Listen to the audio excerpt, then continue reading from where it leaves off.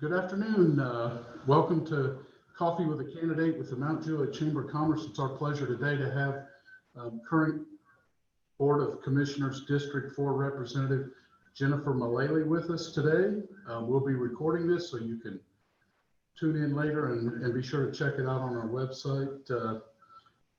Exciting time, election coming up, and just kind of to get things started a little bit. Why don't you take just a minute, Jennifer, if you would, and tell us a little bit about yourself and you and your campaign. Okay, thank you, Mark, for having me and giving me the opportunity today to interview with you. I'm at 36. My name is Jennifer Milele, and I'm the current City Commissioner for District 4, which is all the city limits south of the interstate. I was appointed last summer to fill a vacancy, and because I was appointed to keep my seat, I am running in November, and I really would like to keep my seat. I'm a 36-year resident of Mount Juliet. I love Mount Juliet. My heart is here. I'm married to my best friend and soulmate, Pete. Raised my boys here, part of which is a single mom of 6 years. They're both military. My youngest is currently deployed. I have a 1-year-old grandson. Professionally, I'm a graphic designer. I went to technical school and art school. I have 9 years experience in management. I left the corporate world in 2005 to work for myself. And I'm also a part-time merchandiser. I have personally knocked on almost 1,400 doors so far and still have several to go. But I'm working hard out there trying to knock on every door possible. And not only that, there's people behind those doors that I want to meet. And I'm not going down the street with my campaign list, my voter registration list in hand, only knocking on doors of registered voters. I knock on every door in the neighborhoods because I'm your citizen advocate and I want to meet you. I want to introduce myself to you. And so I want you to know that I'm here for you. So even if you just moved here, I met a lot of people who just moved here. They haven't had a chance to register in the Wilson County yet. So I have a place on my website and telling them to go to get registered. So I'm also trying to help everyone. It's not just, I'm not targeting just registered voters. I want to meet everyone. So that's important to me. Well, good to know. Unique approach, but I'm sure people are grateful for you coming up and introducing yourself. Got just a couple of questions, and we'll take probably a total of maybe a little over 20 minutes or so. But let's start off with, what are some of the most important matters facing our community, and perhaps more specifically in the district you are asking to represent? Well, the number one complaint I hear is too much development, which creates too much traffic. So the popular talking point is traffic relief. That's the number one thing. And so that's everyone's talking point is traffic relief. So that's the biggest complaint. Concerns of mine, in addition to the traffic, and are walking the neighborhood. I see a lot of homes for sale. That's concerning for me. It really makes you ask why. There are also a lot of rentals, and we're not talking about apartments, we're talking about homes. That's concerning, and I know that the Providence HOA has capped theirs at 10%, which I think is good. But I know Glenda City, where I live, there's a lot of rentals that contractors are coming in, buying up houses, paying cash for them, flipping them, and renting them out. So it's just an overwhelming amount. I don't know the percentage or how many it is, but it's a concern of mine. Another concern of mine is we have a lot of businesses closing, and there's a lot of empty space. I also hear concerns over that. Of course, granted, there was the tornado and the COVID, so that's had a lot of impact. So hopefully that's going to be back on a upward trend to fill these places soon. So those are just concerns that I have. Well, with all of the centralized shopping and commercial space in District 4, but probably could say that it's impacted more people in a smaller area than just about any place else in the community. I'm glad your ears and eyes are on that. You mentioned houses for sale, and anybody that already lives here, and even those that are considering moving here, they're moving here for probably reasons they like it. So there's things that are going well. What do you feel are the things that our community and our local government have done well recently? Well, the focus of live, work, and play in our own communities, I think that's major. There's walking, going door to door. You see people out playing, their kids, playing, and neighbors just getting together. It's just a great sense of community. I think that's a major attraction here.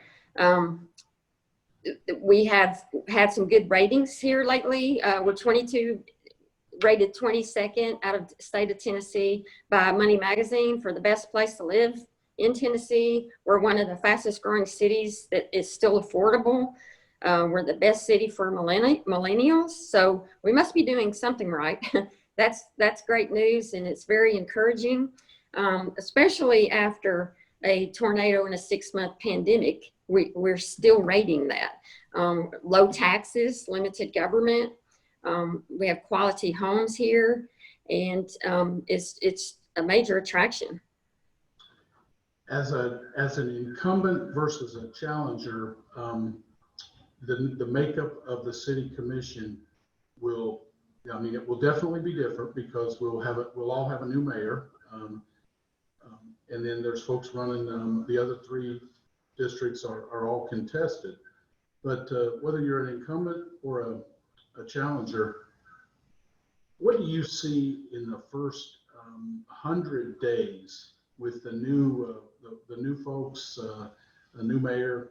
What would you like to see and focus on in the first, say, 100 days, first 3 months or so, upon the after the November 3rd election? Well, I would like to continue the first 100 days going forth of what I've tried to focus on already, which is traffic relief and infrastructure first before the development goes in. I think the infrastructure first is major. Traffic signals, there's this place back at the 4-way of South Rutland and Beckwith. I would love to keep pursuing that. I know part of that is county, so there's complications there. Speed calming measures, I've been working on those with the police department and public works.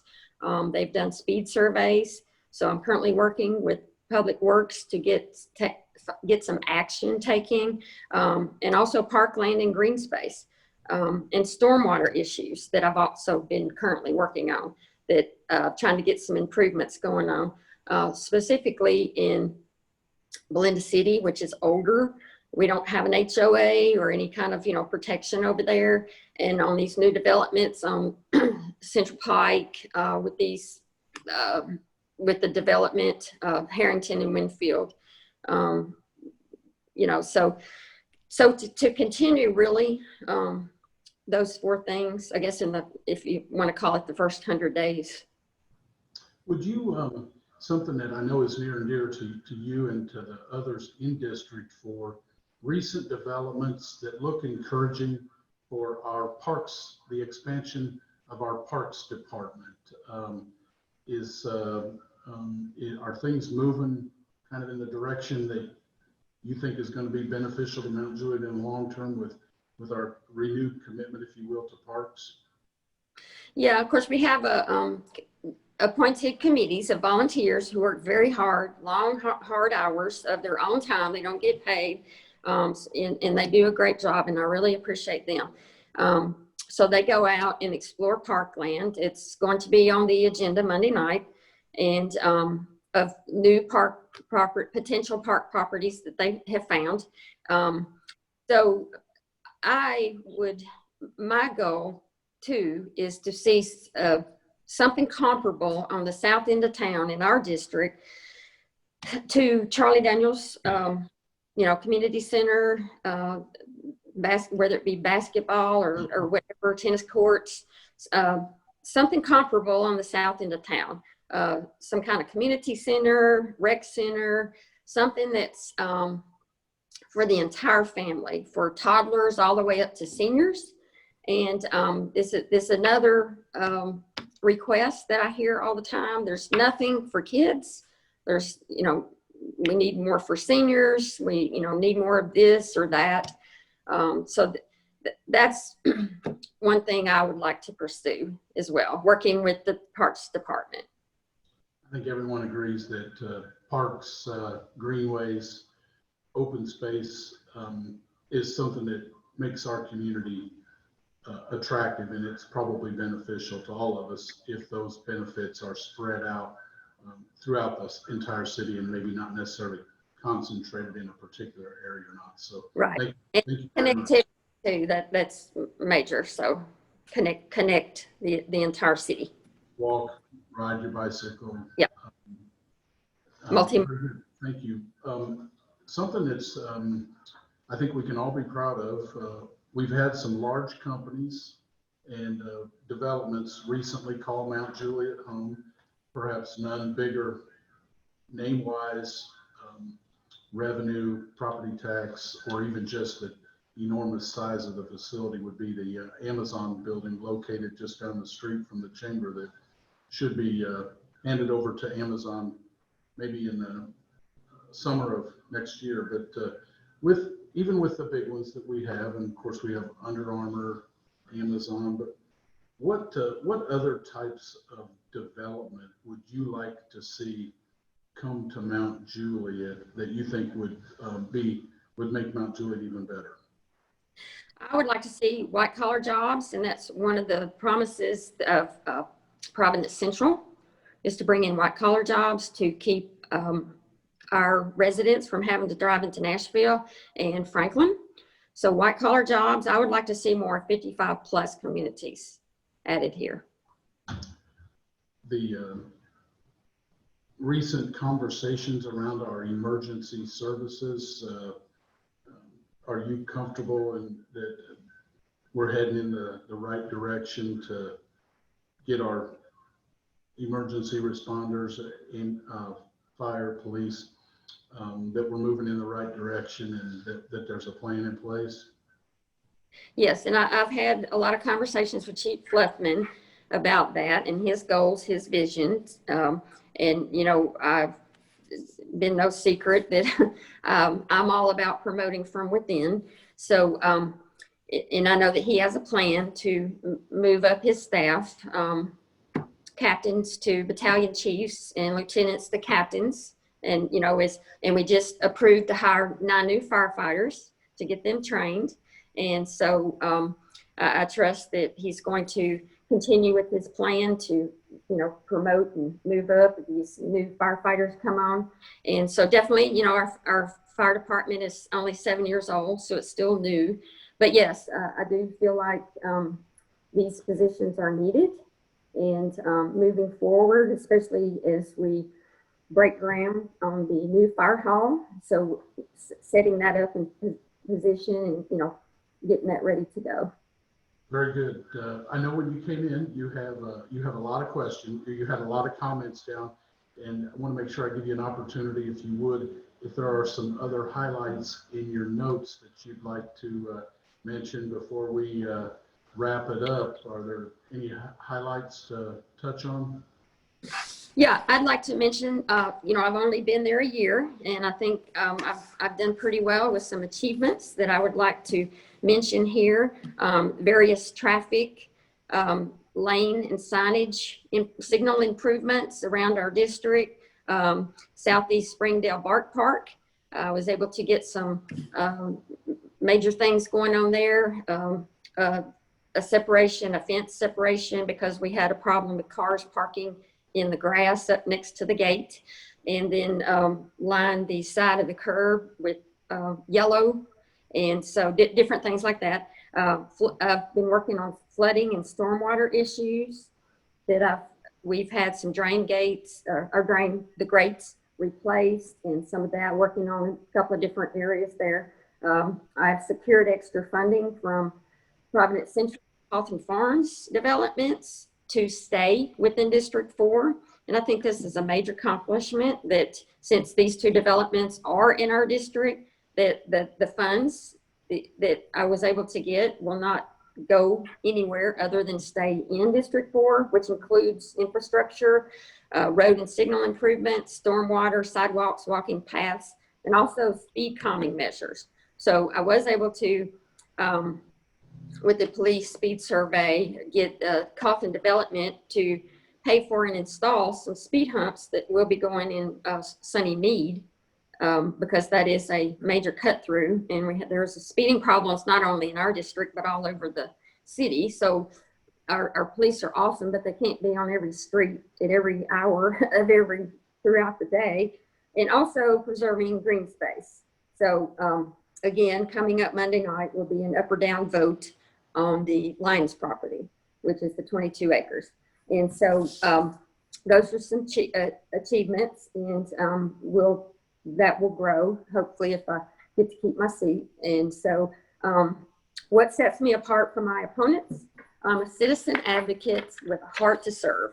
And this is not a job, and I don't view it as a job. I view it as a position of service, because I'm here to serve my constituents. If there is an issue that the city can help you with, I don't know what it is unless you call me. And I answer every email, every message. I will call you back. I like to go see what it is that you're talking about. I like to lay my eyes on it. If there's anything the city can do, then I'm here to push that as far as it can go. I'm a political outsider. I have the time to commit because I work part-time. I have the time to commit to this position. And if you don't have a heart and passion to serve in this seat, then it's a job. So that's why I don't view it as a job, because it takes heart and it takes passion. Involving the community through education is, I want to involve them in our BOC meetings and things that are going on. I put out monthly newsletters to keep everyone informed of things going on. Vision. I have the vision to see long-term traffic relief in infrastructure. And I want to continue with that. My vision for the future is, of course, traffic relief and infrastructure first, signals, speed calming measures, white collar jobs, 55 and plus communities, parkland and green space, more benefits from developments, continued improvements for stormwater, communication and education, and keeping Mount Juliet's core principles, which I believe are very important. We have a foundation here. I don't want to see that chipped away at. There's a reason people come here, and I want to keep that. So with that being said, I'm for low taxes, limited government. I'm conservative, morally, ethically, and fiscally. I have no bias, no personal agenda. I'm here for you. And, I'm here to help you. I want to be a liaison. And I'm open-minded. I'm always willing to listen to whatever it is, good or bad. I'm a roundtable person. I believe in coming to the table and finding common ground and, moving beyond that. And I care because my constituents matter to me. Very good. My final question was going to be, why don't you tell us a little bit about why the voters should vote for you? But thank you for covering that in advance. And as our time ends, would you share with us, if people want to get a hold of you and ask you more questions before the election, best way to reach you, a website, Facebook page, phone number? Yes, my website is Jennifer Milele, and Milele is spelled MILELE.com. And have my platform on my website. I also have highlights of my voting record and my achievements as well. So please go there. My newsletters are also on there. You can find August on the home page on the right side. If you scroll down, there's also a place on the right side of the menu. If you haven't registered to vote yet, you have until October 5th. And so you still have time. You can click on that. It'll take you directly to the Wilson County election website, and you can take care of that online and get that going. So just go to my website. My phone number and my email are on there as well. Thank you. Thank you very much. And you mentioned the last day to register to vote. I want to remind everybody that early voting starts on October the 14th. Please get out, exercise your right and your privilege, if you will, to vote, and let people know how you feel. If you don't early vote, please plan to vote on November the 3rd. Jennifer, thank you very much for joining us today. I appreciate you. I'm sure everybody appreciates your commitment. And I want to say thank you and good luck to you and your campaign. Thank you very much. And I would appreciate your vote and support to keep me as your District 4 City Commissioner. Very Thank well. you. Thank you. Good night. Goodbye.